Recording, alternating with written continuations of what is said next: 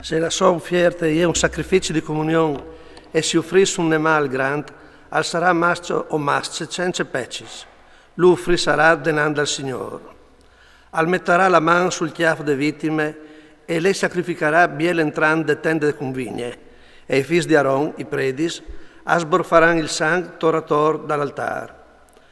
Di questi sacrifici di comunione all'uffri sarà come sacrifici consumati dal fuoco in onore del Signore il gras parzore dai budiei, i due rognons e il gras che han torator dai ombui, tirando via però parzore dai rognons tutto il gras dal fiato.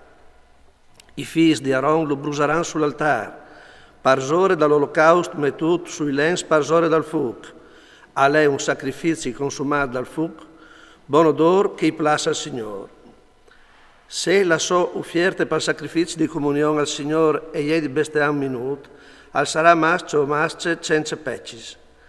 Se l'offerta calfasse gli un piore, le offrisarà danando al Signore.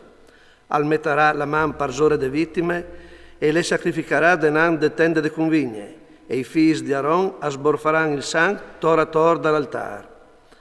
Di questi sacrifici di comunione all'offrir sarà come sacrifici consumati dal fuoco in onore del Signore il gras, tutte le code, distaccando le donne dal codarul, e il gras torator dai budiei e tutto il gras torator dei rognons, i due rognons e tutto il gras dal fiato.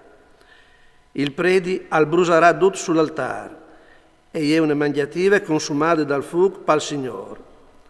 Se la sua offerta è una chiavre, le offrisarà denando al Signore. Al metterà una mano sul suo chiaffo e le sacrificherà denando tende de convigne. I figli di Aaron asborfaranno il sangue torator dall'altare. Al tirare via di ie, come offerte consumate dal fuoco in onore del Signore, il gras che al cuvierci i budiei e tutto cecca le parzore. I due rognons e il gras che hanno torator dai ombui. Tagliano via però, parzore dai rognons, tutto il gras che è torator dal fiato.